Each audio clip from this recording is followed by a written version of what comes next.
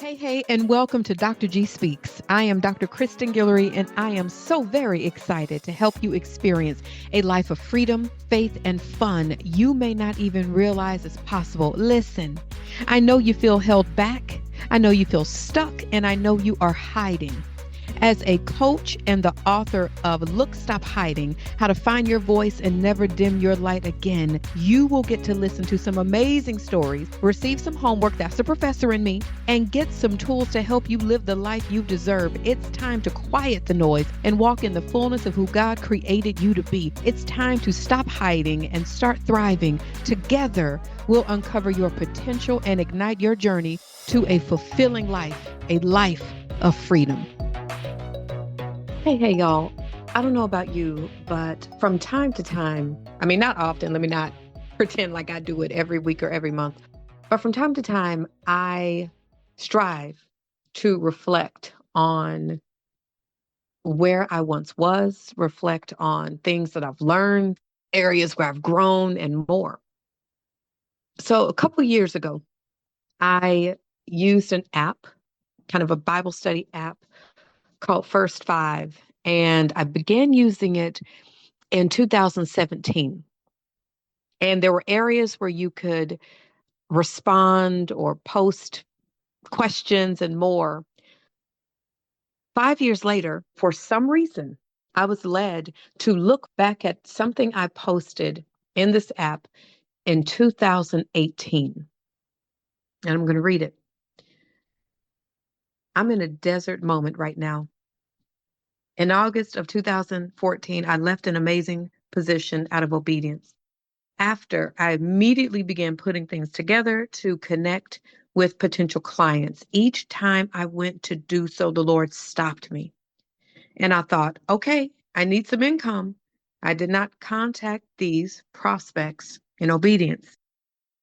And the Lord sustained me through various opportunities in my savings account that I never wanted to touch. The next year, I went to the Dominican Republic, and this trip literally cost me around $300 flight and lodging. The story is a miracle in itself. One day we went to the beach. While in the ocean, I heard the Lord say, while you're so busy pursuing your purpose, make sure you are pursuing me. Upon my return from the Dominican Republic, my youngest nephew was born. Anyone who knows me knows my nephews are my life. I made the decision to ride back to Atlanta to help for a month since my schedule was so flexible. I also figured that while I was in Atlanta, I would capitalize on the opportunity and schedule some appointments. Well, the Lord shut that down, and I heard him say that I needed to be fully present with my family. For a few days, I freaked out and thought, Lord, I need some income. A few days after that, I received an email from a CEO who wanted me to come and do a pretty big training that was going to pay very well. And the date for that job was 4 days after my return to Dallas. And I have many stories like that on this journey. And I have to remind myself of God's faithfulness at this time. Here right now, my funds are the lowest they have been in a very long time. There have been multiple client and contract opportunities that have fallen through or have been delayed, and I've been pretty discouraged off and on. But one thing that I have been trying to do is remember the scripture that says, don't worry about tomorrow, for tomorrow has enough problems. I also meditate on be still and know I am God. I also meditate on Proverbs 3:5, trust the Lord with all my heart. I also ask myself the question, am I good today? And even in the midst of this, I try to remember that I am still quite fortunate. Another interesting thing is on this journey where my money hasn't been as great as it was in the past, I have found myself giving away more money out of obedience. And I would say to the Lord, Lord, money is not my ministry. It's been very interesting that, especially during that time of finances being an issue, that every time I began to worry, I would encounter someone who was in a more dire situation, And very often I was led to give, and I'm grateful that I was able to give. So I'm trying my best not to worry, but this has been a pretty hard journey. I've even applied to multiple jobs, not out of obedience, but out of desperation. And I know the Lord is telling me to finish this race and do the projects that He's put on my heart and just trust Him. This journey looks nothing like what I thought. I have experienced every emotion from elation to depression, yet God is still here. There have been some scary moments. So I'm not going to pretend like I'm in the best place mentally right now. However, I am grateful and thankful for God's sovereignty, for my support system, and for getting through this season. Just yesterday, two potential opportunities were significantly delayed. And Friday, I learned that a payment I thought was coming this week won't come for a month, and that freaked me out. I do not want to worry, and I don't want contracts to be idols. I want to reflect Philippians 4:12, content in all circumstances. What I just shared, I wrote 7 years ago.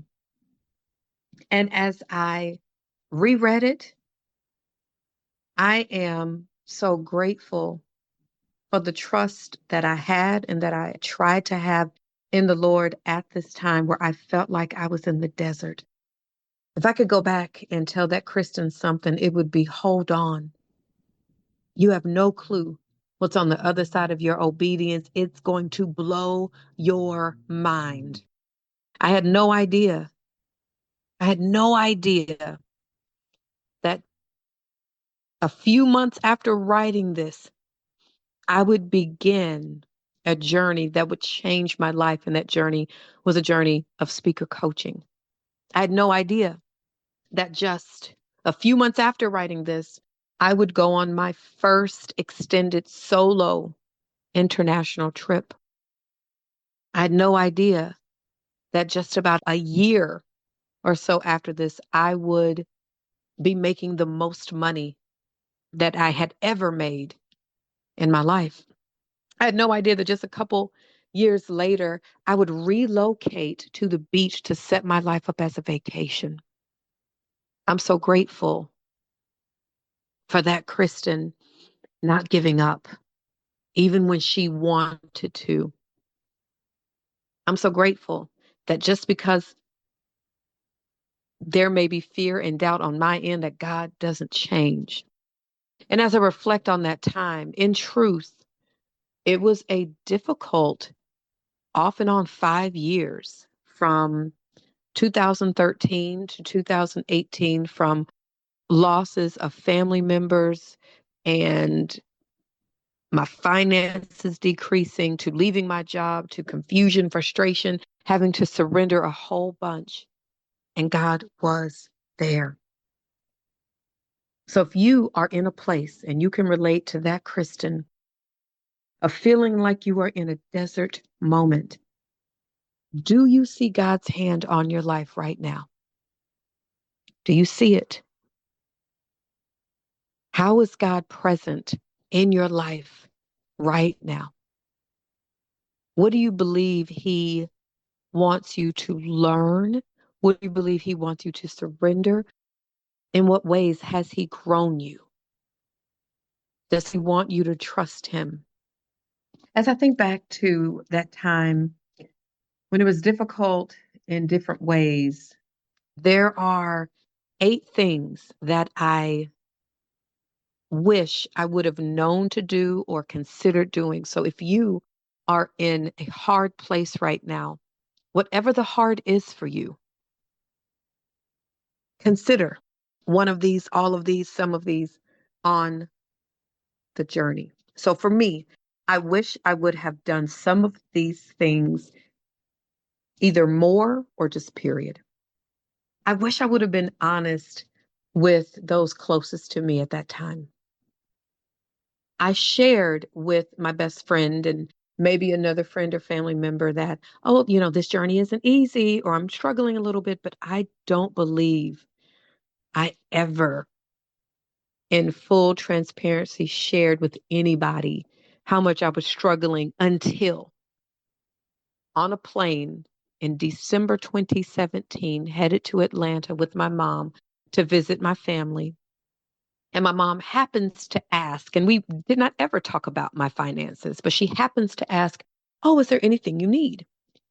And in humility, I said, "Well, Mom, I need help paying my mortgage." And my mom, of course, being my mom, helped immediately. But even in that, I still never communicated how much of a struggle I was in. I didn't share with anybody around that time. I didn't share with anyone that I experienced depression in 2016 and another time. I didn't share that my depression was because my money was decreasing and decreasing. I wish I would have been honest. I wish I would have allowed someone in at that time. I wish I would have allowed someone in a little bit sooner. I didn't allow people to really be there for me. People were there for me, but in a sense, they were only able to be there for me as much as I was open to them being there. The second thing I wish I would have done connects to one of the questions that I posed to you. I wish I would have looked for God's face in everything. I wish that I would have seen and searched for his face in everything. God, I know you're here with me. God, I know you're pruning me. God, I know you're sending something. God, I know you're working on things behind the scenes that I have no idea, but I wish I would have looked for him and not through the lens of just me. I wish I would have prayed more. I do. I immediately went into action after I left that professor position in August of 2014, thinking, boom, okay, Lord, you told me to leave. Here's what I'm going to do. I wish I would have paused and said, God, show me what to do. Instead of me moving and him having to stop me, okay, God, what do you want me to do? God, show me how to use this time well. Show me how to move during this time. The next is I wish I would have trusted him more. I often reflected on the peace I had when I chose to leave that position because I knew God told me to leave. And I left, and I often had to reflect back on the peace I had. I wish I would have trusted him to say, God, if you are leading me to leave this, you're going to be with me as I walk this journey out. And I've applied that to things since then. When the Lord had me bring back candid conversations, when the Lord had me end my speaker boot camp, when the Lord had me do other things or certain things, even in my personal life that didn't make sense to me, I wish I would have remembered, God, you're going to give me what I need and show me the vision, provision, and more to finish this well. I actually wish I would have been in a coaching community. I really do. The right one. And where this idea came from, I was in a coaching community in 2018. And what I mean by I wish I would have gotten in one, I wish I would have gotten in one sooner, like 2015, 14, even 16. So I was in a coaching program in 2018. And like the second or third week of the program, there was a woman who was in it. And she said, last week, I quit my job. This is something I know I've needed to do for a long time, and I did. And in that moment, I thought, that is one of the wisest things you could ever do. When you are in a transition that could be scary and more, what a fantastic thing to do. Get in a community with like-minded people who can lift you up, who you can lift up, and you can work on different things. I've had people in my coaching programs who we discovered initially it was not just about the content I was teaching, it was the community. There was someone who was in one of my coaching programs, actually a couple people, but one person in particular who was in one of my programs. They were thinking about leaving, and I told her, don't go anywhere. Even if you just come to the study halls, even if you just come to the classes, just to be in community, Don't worry about the homework because this woman was going through some really hard things and she's not the only one. That's been the case, I would say, for at least 20, minimum of 20 of my clients who have been in one of my coaching programs. It was for community and encouragement and more. The next thing I wish I did not care about what people thought. I wish I didn't care about what people thought, y'all. I was paralyzed by what I thought people would think about my decision to leave my job. I was paralyzed by what I thought people were thinking in 2015. I was paralyzed by what I thought people were going to think in late 2015, 2016 about a woman hosting an event for men called Candid Conversations. I wish I didn't care about what people thought. And from time to time, I still have to go surrender that. In the coming months and coming years, I am going to be more public about supporting couples and marriages and single people. And something that has kept me a little quiet is, oh my gosh, what are people going to say because I'm not married yet? I've been doing this for years and years and years and years. And so many of my clients who are married are so excited about me doing this. I'm even co-hosting a marriage event at the end of the year. So I wish I didn't care about what other people thought. People can have their opinion. They will have their opinion, but the opinion that matters is what the Lord says. I just wish, and here's the thing, y'all, it wasn't even what people said. It is what I thought people said, what I thought people were thinking. I put thoughts in people's minds, and that kept me paralyzed. So I wish I didn't care about what I thought people thought. I wish I sought wise counsel around that time. Here's the thing. I did seek wise counsel in the business aspect. So I did have some mentors and advisors who I would seek about the business aspect. I wish that I was courageous enough to talk to somebody, counselor, friend, family member, mentor, and say, I'm struggling. Now, I told people this is never something I would have chosen. I said it, but I never admitted how much of a struggle that mother trucking journey was, y'all. Golly. But don't get it twisted, okay? Because one thing about me, I do not want to have to go through the same lesson over and over and over. Now, listen, I've had to, and from time to time, I still do. Now, today, for the most part, if there is something I'm struggling with, I am reaching out. I'm absolutely reaching out, whether it's a personal situation, whether it is a professional one where I believe I need some insight, I absolutely will ask. So I do. I wish I would have just sought wise counsel. I wish I would have gone to counseling specifically for the transition.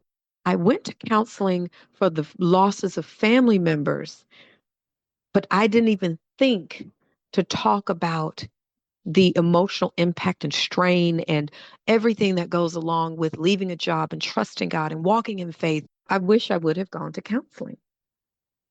I wish I would have taken longer pauses. I do.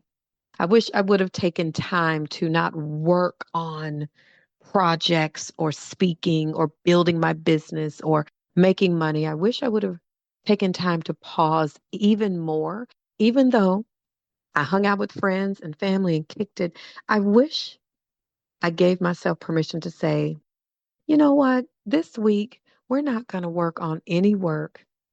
We're going to nature, walking outside, a new hobby, hearing the Lord, watching a favorite show. But because I didn't know at the time, because I was in such a scarcity mindset place. If I don't do this, I won't be able to pay my bill, right? Assuming or thinking that it's only my effort that's going to get these bills paid. And y'all, here's the thing. There are a handful of times during that journey when how I paid my bills had nothing to do with my effort and what I did for work. One of the times came when I was at the gym and I had a fender bender. So someone hit my car like it was a light tap. And we talked about it and I got an insurance check for that. And because it was a very minor thing, I didn't get the car fixed. I paid a bill with that.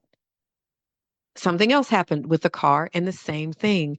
Actually, as I'm saying this right now, it's hitting me that I had 3 kind of car situations, had nothing to do with me. My car got caught in a hailstorm and I got a pretty big check. And I'm like, the damage is not that bad. Let me pay a bill. The opportunities that came where I did work, I didn't make them happen. So that organization, that CEO that reached out to me from the organization that had me come and train, I'd led something for them like a year before. I didn't go seeking the opportunity, and reflecting on that is even speaking and preaching to me now. Have y'all ever been there where a lesson that you should have gotten or that taught you years ago can still teach you today? Yes. I look back at how I was able to pay bills. It was not my effort. I was open, ready, and available for when it came. And I was actually more open and available for when it came than I thought. I think back to the time in 2017, the time I wasted applying to 70 jobs when I did not trust. God didn't tell me to do that. My fear led me to do that. There have been times over the last couple of years where I created narratives and stories where God said, I didn't tell you to do that. That wasn't me. You're good. I remember I needed to do some work for a project like 2 years ago. And I was looking at, I'm going on this cruise. Lord, I really don't want to work on this cruise, but the event is like in 3 weeks. What am I going to do? And God was like, I need you to trust me. You keep looking at human timelines and human clocks. I need you to trust me because I can do in one day what would take you a year to do, what would take you years to do. Trust me. And the final thing that I wish I didn't do, I've alluded to it already, is I just wish I didn't pretend. I wish I didn't pretend that I was good. I was honest about not being good, about the losses of family members. I was honest about, I'm not good, y'all. I'm not. I was honest about that. I was not honest with myself and with others about how difficult that journey was, because I think subconsciously or even consciously, I was like, no, I'm Dr. G. I have to always have it together. I can't voice a struggle from a decision that I made. I can't say it was a struggle and I'm the one who left the job. I didn't get laid off. I didn't get fired. But hold up. That was me creating that story in my mind. God knew it was going to be difficult for me. He prepared me. He showed me before I even left the job that it was going to be difficult and that He would be with me. So if you are in a desert season, trust Him. Let community in. Let community support you. Trust God to do what you're not supposed to do and what you are not able to do.